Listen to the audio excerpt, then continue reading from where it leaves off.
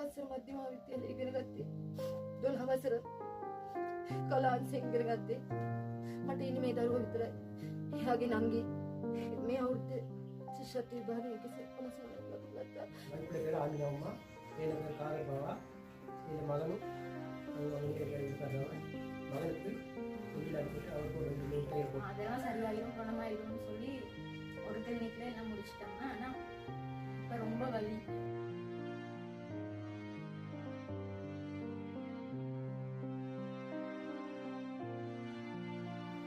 ஒரே மகன் தான், அவரை நம்பித்தான் நான் இருந்தேன். நான் மெச்ச துஷ்கர்த்தா மெத்திகமன் தருவா 5 කිලෝමීටර් 10ක් දරුවා ඉස්කෝලේ යන්නේ උදේ බස් එකෙන්. එයාට සීකීපේ බස් එක මම තමයි සීසන් එකක් දෙන්නේ, මොකද රජයේ බස් එක නිසා. වගකීම හොඳයි කියලා.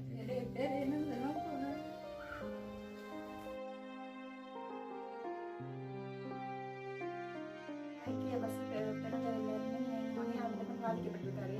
நடக்க இயலாது. இதுக்கு அவருக்கு 20 கிலோ ஒன்றும் இறங்காது. இறந்து எவ்வளோ பேர் கஷ்டப்பட்டுக்கிட்டு இருக்காங்க. அவங்க எல்லாருக்கும் ஏதாவது ஒரு உதவி கிடைச்சே ஆகணும். தங்கச்சி இறந்துட்டாங்க. அம்மா 1 மாதம் ஐசியில் இருந்தாங்க. மற்றபடி எதுவுமே பெருசாக வழக்கையும் யாருமே எடுத்து பேசுறதுக்கு யாருமே இல்லை. இங்கே வருஷத்தில் சொன்னாங்க எல்லாரும் வந்து மனுஷமைக்கு பஸ்ஸும் போடுறேன்னு. பஸ்ஸும் போடலை. ரோட்டை செய்யறாங்க, ரோட்டையும் செய்யலை.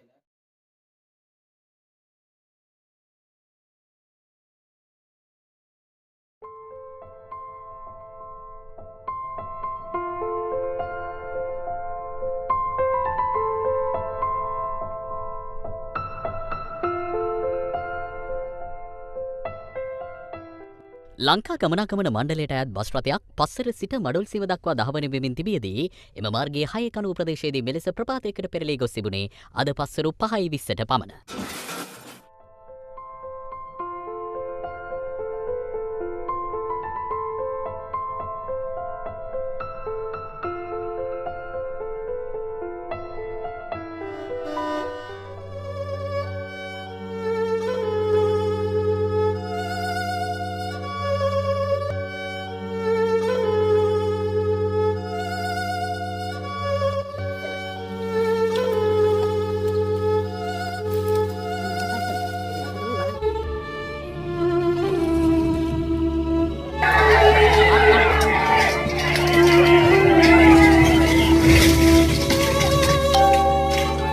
කඩේට ගිහලා මම මෙහෙට එනකොට බස් එක ලොරියට සයිඩ් දෙන්න ගියා මේ ආයිනේ.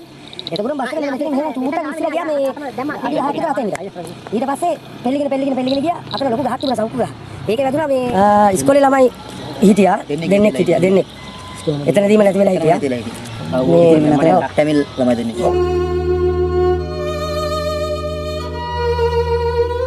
என்னோட அக்கா இறந்துட்டா. அதுக்காக நான் ரொம்ப கவலைப்படுறேன். பஸ்ல போன வச்சுக்கிறது, ஒத்த கையில ஓட்டிட்டு வரது. 8 கிலோமீட்டருக்கும் 10 கிலோமீட்டருக்கும் புது பஸ் கொடுக்க எழுதுனா இந்த 60-70 கிலோமீட்டர் ஓடுற ரோட்டுக்கு ஏன் புது பஸ் கொடுக்க இயலாது? இவ்வாறான ஒரு கோர விபத்தின் மூலமாக தான் எவருடைய கண்ணுக்கும் புலப்படாத இந்த மடுல் சீமை என்கின்ற பிரதேசம் உலகுக்கு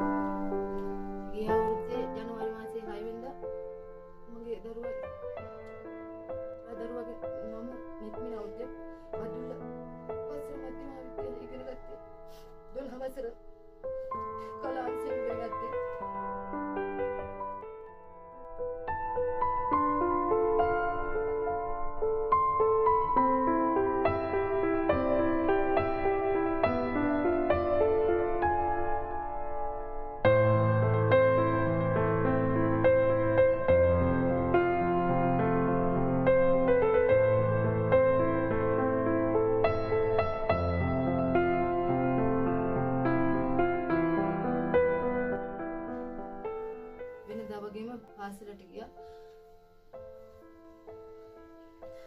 දරුවා නැතුව අපි හරිම අසරණ වෙලා ඉන්නේ. ඒ වුණත් අපි ගැන හොයලා බලන්න කවුරුත් ගෙදර එන්න බැරි වුණා යට. ඒ මොකද දරුණු රියාලිට සිටි බස් එකේ ආව දරුවා බස් එකේ බැලුවා දරුවා නැති වුණා. මෙතෙක් දරුවා වෙනුවෙන් අපිට මේ කිසිම රජයේ කිසිම මේ දරුවා ගැන හොයලා බලලා මේ කිසිම පිළිතුරක් ලැබුණේ නැහැ. කියන්නේ මරණ සාතිකේවත් ලැබුණේ නැහැ. ඒ ආවේ නැහැ. හෙට දරුවගේ අවුරුද්ද දානේ එනවා. ඒ වැඩ කටයුතු අපි කරන්නේ. මට ඉන්නේ මේ දරුවා විතරයි. එයාගේ නංගි මේ අවුරුද්ද ශිෂ්‍යත්ව විභාගයේ 159ක් ලබා. ඒ දරුවා විතරයි දැන් අපිට ඉන්නේ. අපි ගැන පොඩ්ඩක් හොයලා බලන්න. අපිට කවුරුත් නැහැ. අපි වදින් කෙලෙන්නේ මණ්ඩුල් සීම ඌව කෙලෙවත්තේ මේ දුෂ්කර ගම්මානයක් තමයි අපි ජීවත් වෙලා ඉන්නේ. කාතර ලයිම තමයි මෙච්චර දුෂ්කරතා මැද්දේ තමයි දරුවා පස්සර කිලෝමීටර් 17ක් දරුවා ඉස්කෝලේ යන්නේ උදේ බස් එකේ. ඒත් මම එයාට CTB බස් එක මම තමයි සීසන් අරන් දෙන්නේ. මොකද රජයේ බස් එක නිසා වගකීම හොඳයි කියලා. කිසිම සහනයක් ලැබුණේ නැහැ. අපිට ගොඩාක් අපි මුළු ජීවිතේම අපි පවුලේ අපි 4 දෙනාගම ජීවිත නැතුණා වගේ තමයි දැන්.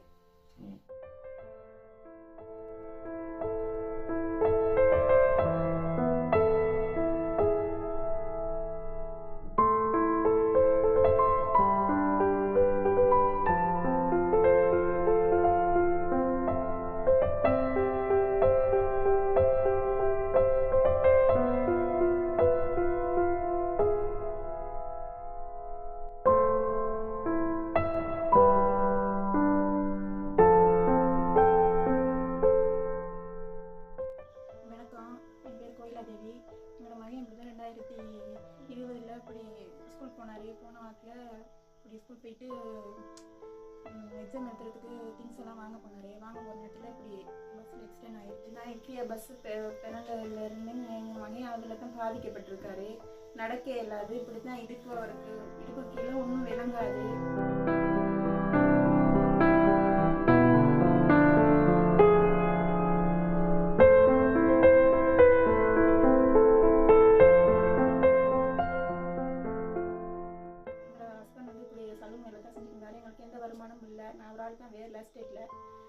அவங்களுக்கும் வீடையும் பார்க்கணும். அவருக்கும் கிழமை காசு போடணும். இவங்களுக்கு எந்த உதவியுமே இல்லை. கொழும்பு ஹாஸ்பிட்டலில் தான் இருக்கிறாரு. இப்போ வந்து ப்ரைவேட் ஹாஸ்பிட்டலில் தான் நாங்கள் வச்சு எங்கள் கை செலவில் தான் நாங்கள் பார்க்குறோம். அதனால் எங்களுக்கு சரியான மாதிரி கஷ்டம். இன்னொரு பிள்ளைங்க இருக்குது, அதையும் நாங்கள் படிக்க வைக்கணும். பயன்பட ஸ்கூலில் தான் அவங்களும் படிக்கல. அவங்களுக்கும் செலவு கூட. எங்களுக்கு எந்த வருமானமும் இல்லை. அவரை 20ஆம் தேதி நாங்கள் கூட்டிகிட்டு வரதுக்கு இருக்கிறோம். எங்களுக்கு அதுவும் கொஞ்சம் கஷ்டமாக இருக்குது. டாய்லெட் பிரச்சனை கொஞ்சம் இருக்குது. எங்கள் மகனுக்காக அதையும் உதவி கேட்டுக்கிட்டு இருக்கோம். இப்படி எங்களுக்கு எந்த வருமானமும் இல்லை. ஒரு ஆள் தான் வேலை செஞ்சுக்கிட்டு இருந்தாரு. அவர் தான் இப்போ அவங்களோட அப்பா தான் வச்சுக்கிட்டு இருக்காரு.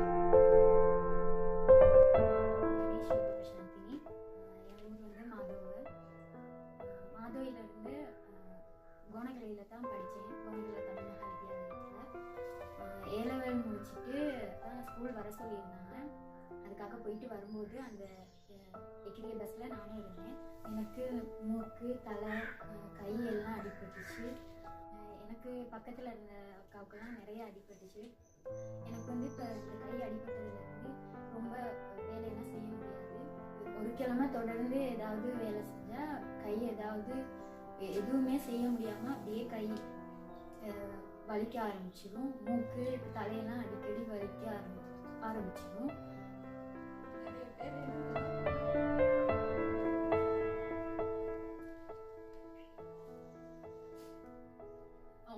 நல்லபடியாக சாந்தி அடையணும்.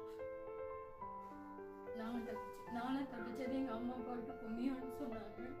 ஒவ்வொரு பிள்ளைங்களையும் இல்லைன்னா அம்மா அப்பா இவ்வளோ கஷ்டப்பட்டு பிள்ளைக்கு அம்மா அப்பாவை இழந்து எவ்வளோ பேர் கஷ்டப்பட்டுக்கிட்டு இருக்காங்க. அவங்க எல்லாருக்கும் ஏதாவது ஒரு உதவி கிடைச்சே ஆகணும். எங்களுக்கெல்லாம் பதில் டிப்போவில் மட்டும்தான் நஷ்ட ஈடுன்னு சொல்லி 10,000 ரூபா காசு கொடுத்தாங்க.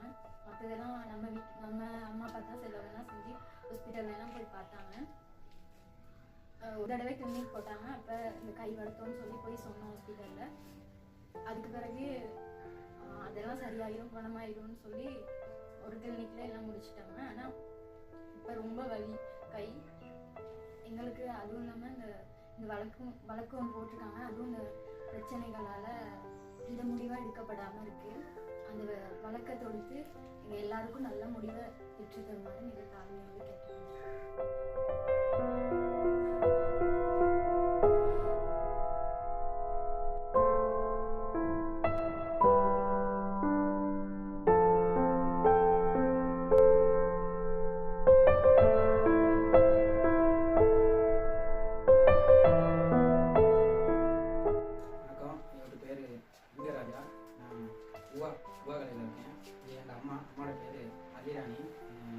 தங்கச்சி ஒருத்தவங்க தான். அவங்க பேர் பத்மாவதி.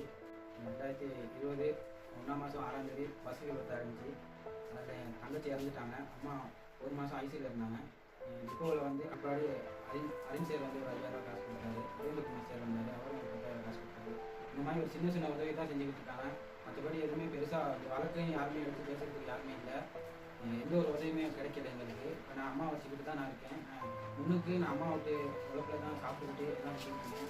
இப்போ அம்மா இப்படி ஆன பிற்பாடு ஃபஸ்ட்டு நமக்கு தள்ளப்பட்டுச்சு.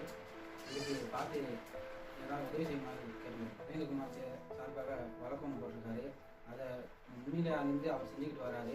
இன்னும் அதுக்கும் ஒரு சின்ன தீர்மானமும் இல்லை. மற்றபடி அம்மாவுக்கு இப்போயும் ஏழாம தான் இருக்காங்க. இதை பற்றி இன்னும் ஒரு தகவலும் எங்களுக்கு கிடைக்கல, ஒரு நிவாரணமும் கிடைக்கல. ரொம்ப கஷ்ட நிலைமையில தான் நாங்கள் இருக்கோம். இதை பற்றி யாருமே கேட்குறதுக்கும் பார்க்குறதுக்கும் வரல. எங்களுக்கு நடந்த மாதிரி பின்னுக்கு யாருக்கும் நடக்கக்கூடாதுன்னு நாங்கள் நினைக்கிறோம். ஏன்னு கேட்டால் இன்னும் இந்த வருஷத்தில் சொன்னாங்க எல்லாரும் வந்து மலக்குமைக்கு பஸ் ஒன்று போடுறேன்னு. பஸ்ஸும் போடலை. ரோட்டை செய்கிறேன்னாங்க, ரோட்டையும் செய்யலை. இப்போ எங்கள் மாதிரி நிறைய பேர் இருக்காங்க தானே, அவங்களுக்கும் பாதிக்கக்கூடாதுன்னு நாங்கள் நினைக்கிறோம்.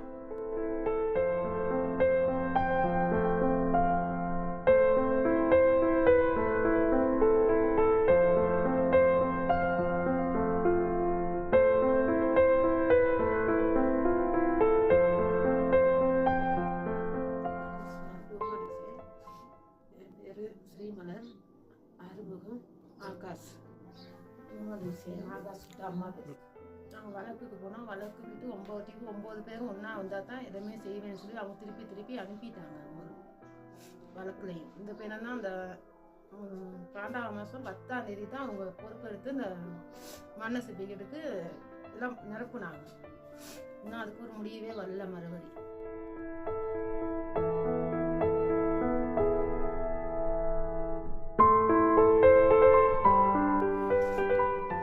ஒரே மகன் தான். நான் அவரை நம்பித்தான் நான் இருந்தேன். நான்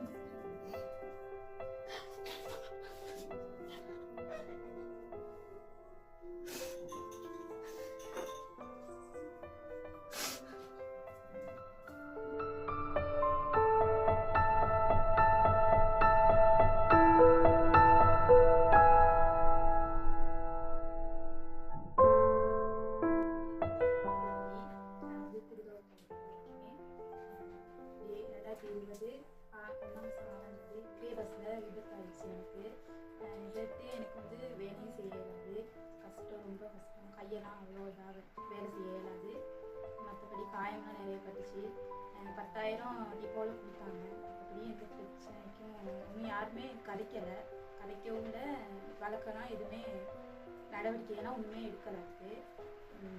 இப்போ இதுக்கு வந்து இப்படி வீட்டில் தான் இருக்கேன். எனக்கு இயலாது, எங்கள் வீட்டு வேலையெல்லாம் செய்ய இயலாது, ஒன்றுமைக்கு இயலாது கொடுத்தாங்க. எங்கள் அம்மா வந்து ரொம்ப வருத்தப்படுறாங்க. நான் வந்து வேலையும் செய்ய இயலாது, வேலைக்கு போக இயலாது. எங்கள் அப்பா வந்து வேலை செய்கிறாரு. இப்போ வந்து சில வேலையிலாம் வருத்தம்லாம் வந்துடுது, கை வருத்தம்லாம்.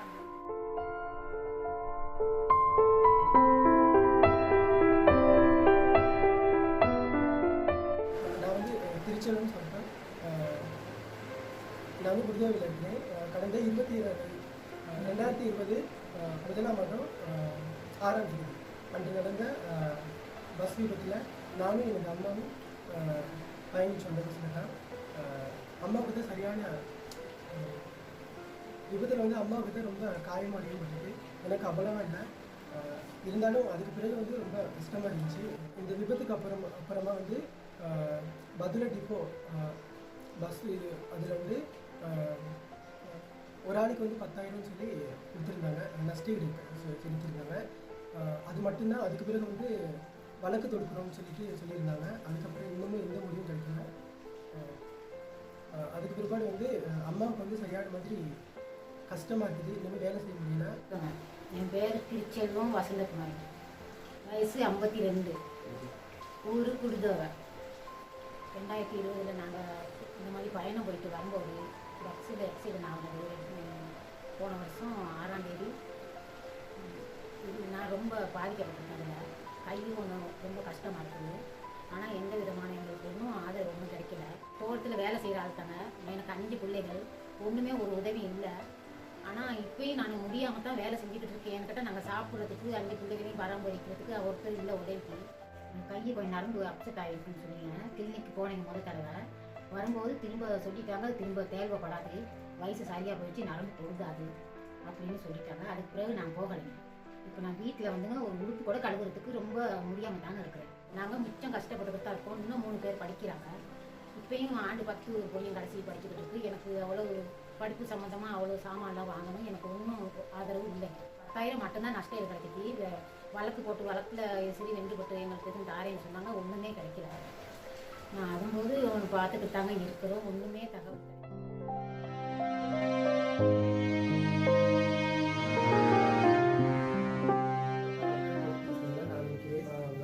ஆண்டினவம்மா, எனக்கு காதல் பாவா, எங்கள் மகனும் பைக்கில் தான் போயிட்டு வந்தாங்க. மகன் போயிட்டு வந்தாங்க. வாப்பா சொல்லி பார்க்க போகிறாங்க. அவங்க பார்த்துட்டு வரலாம்.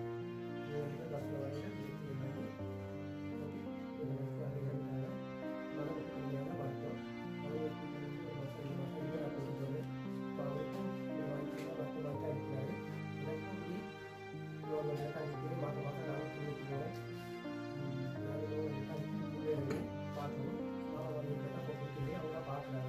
அவங்களுக்கும் வயசு போயிடுச்சு. நீ அவங்களும் இல்லாத காலத்தில் பிள்ளைகளை பார்க்கறதுக்கான வாய்ப்பு எனக்கு இல்லை. எனக்கும் சரியான கஷ்டமாக இருக்குது. பிள்ளைகளை பார்க்கறது எனக்கு அது சரியான கஷ்டமாக இருக்குது. எனக்கு இது பஸ் ஸ்டாண்ட் பெரிய ஒரு எதுவுமே எனக்கு ஒரு தீர்ப்பு ஒன்றுமே கிடைக்கல. வழக்கும் 2-3 தீர்ப்பு போயிட்டு சாட்சியாக கூட்டவங்களுக்கு போகும் சும்மா தான் இருக்கிறாங்க. எங்களுக்கு ஒரு தீர்ப்பு கொடுக்குற மாதிரி இல்லை. நாங்கள் போயிட்டு வாழ்க்கை சும்மா தான் வந்துக்கிட்டு இருக்கோம். பிள்ளைகளை பார்க்கறதுக்கு எனக்கு சரியான கஷ்டமாக இருக்குது. நான் நல்லா இருக்கிறத வச்சு அவங்களெல்லாம் படித்தாங்க தெரியாது. அதையும் தீர்ப்பதுக்கான வாய்ப்பு இல்லை. அதுக்கு அவங்க கார்பத்தில் போட்டிருந்தது 2 மாணவர் போட்டிருந்தாங்க, 3 மாணவர் போட்டிருந்தாங்க, 4 மோதிரம் போட்டிருந்தாங்க, கார் போட்டிருந்தாங்க. அதெல்லாம் எனக்கு ஒன்றுமே கிடைக்கல. எனக்கு கிடைக்கிறது வந்து சின்ன பொட்டி மட்டும்தான் வந்து ஏதோ வெளி மோதிரம் மாதிரி வந்து அதெல்லாம் கிடைச்சது. வேறு வந்து எனக்கு கிடைக்கல. வீட்டுக்கு போட்டு காமிக்காமல் ஒரு வீட்டில் வந்து பார்க்க போகிறது எனக்கு மோதிரம் மட்டும்தான் கண்ணு தெரிய படிச்சு மற்ற சாமான் வந்து பார்க்க வந்து எங்கள் வீட்டில் வந்து எனக்கு அனுப்பிட்டாங்க. தலையில் காயம். இப்போ எனக்கு ஒரு 5 மணிக்கு பிற்பாடு எனக்கு இந்த விஷயம் தெரியும்.